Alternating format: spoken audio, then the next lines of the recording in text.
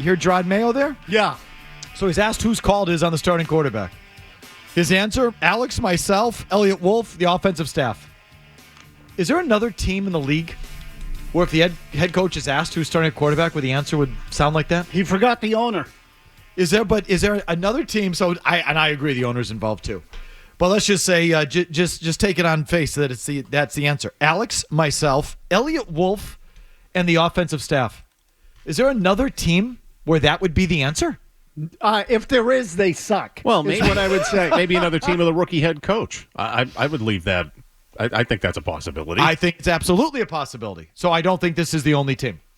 I don't think this is the only team where that's the case. Where that's sort of the structure. Okay, now, how many teams are actually in that position? Right? I mean, so if you're asking... No, it's a good question. Okay, so how many teams are in the position to have that? Like, for example, if you told me in Atlanta that some big personnel decisions are a combination of Raheem Morris, this offensive coach, the big guy they hired from the Rams, they probably give a lot of money to. Yep. The GM there. And again, not that Raheem Morris is a first-time NFL head coach, but on the inexperienced side. Yep. Okay, but they have a starter. It's Kirk Cousins, and that's what they're doing. Is there in Denver, for example, if they ask Sean Payton? Oh, please, don't even. That one's not even worth discussing. The answer is it's Sean Payton's decision, end of story. If they ask Matt Eberflus in Chicago? Maybe that would be the case. I mean, he's a clown. Maybe it's the Raiders. Maybe it's the GM, the offensive coordinator. The Raiders. Who's the Raiders coach? Antonio Pierce. Right. Took over last year, remember? Yep. Are they deciding on a quarterback? They already made the decision. It's going to be Minshew. Was that Antonio Pierce, or was that whoever the offensive coordinator is? Good question. And whoever the bozo is up in the... That's a good question. Pierce was the one that announced it. I think there would have been more to it if he gave an answer like... Of course, Pierce announced it. Yeah. The head coach is... I assume the head coach is going to speak it into the microphone. Yeah, but to my knowledge, he didn't say anything. It would have been all over Twitter if he said it was me, the GM, and whoever the hell else, and the bowl cut owner. So listen, I'm working on a couple things here. I'm workshopping a couple of thoughts here on the Patriots. And the topic that doesn't interest me as much is who's going to start and when. Like, everyone has their own opinion. I know this guy thinks that you should play the rookie quarterback immediately. That guy thinks they should wait. I think we're all in sort of the patient camp in this room. I'm a big believer in making the quarterback wait and be patient, okay? Should they, shouldn't they, will they, won't they? I'm a little less interested in that. And I'm sort of more interested in the machinations of what's going on down there. The head coach is asked, who's going to make the call on the starting quarterback? And the head coach says, give it to me again, Kevin. Just give that to me again. When it comes to the quarterback thing, just back to the quarterbacks. Can we just group the quarterback questions? First of all, it's Johnny Jokeman. Like, he's always just so jovial with the media, which is fine, I guess. So, but go ahead. It is important. It is important. Is it Alex's decision who the starting quarterback is? It's between Alex, myself, Eliot, and the rest of the offensive staff. I think our goal is to put the best team that we can put out there. That's a lot of fingers in that pie. Yeah, I didn't pick it up the first time. Eliot, myself, AVP, and the rest of the offensive staff. Oh, right, the whole offensive staff. Forgot about them, right. How many people is that? So here's one. Okay, here's the first thing that I'm working on, and it's really kind of fact.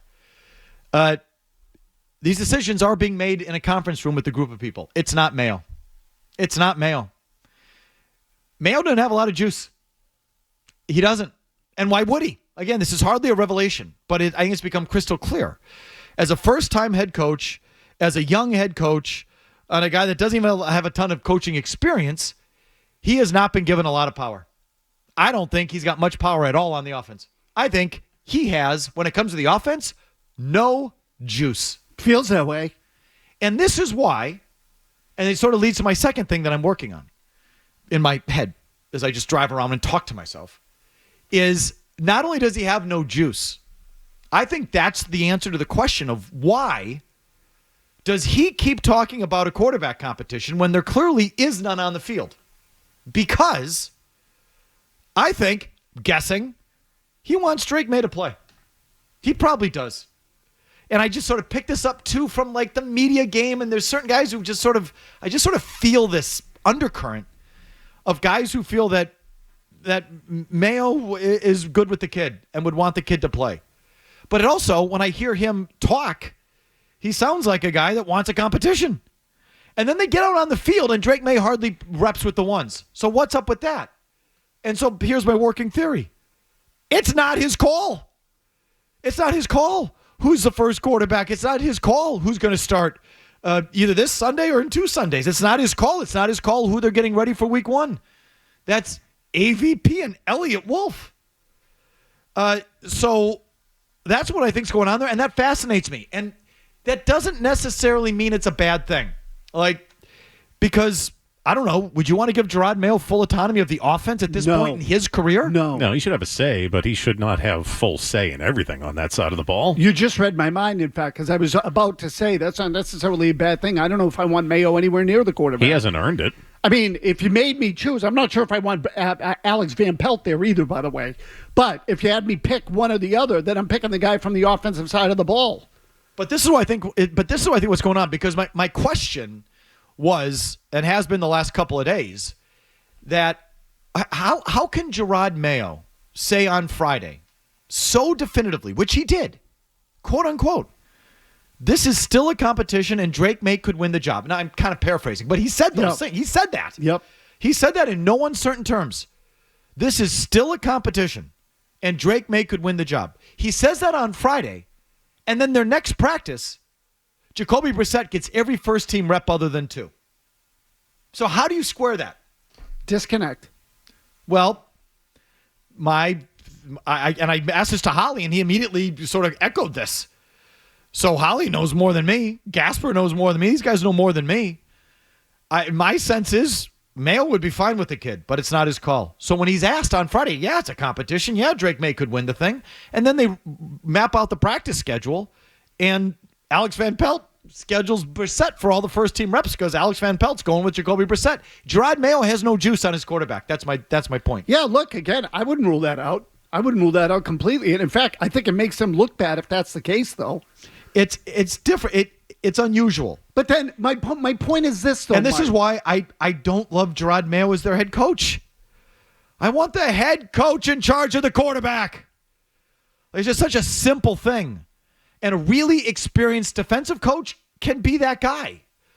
No problem. I mean, he's not drawn up the route tree, an experienced defensive coach, but a guy who's been around, like Vrabel, who's been through it before, can decide on the quarterback. Or give me another, Mike Tomlin is going to decide. I want Mike Tomlin deciding who the quarterback is in Pittsburgh. He's been around forever.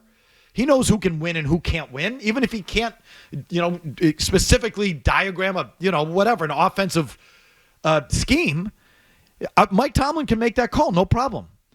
The first-time rookie linebacker coach, no, which is why I don't like him as the head coach. I want the head coach involved with the quarterback, and he's not. If we were talking the Jets, would you want Robert Saleh to have say on that side of the ball?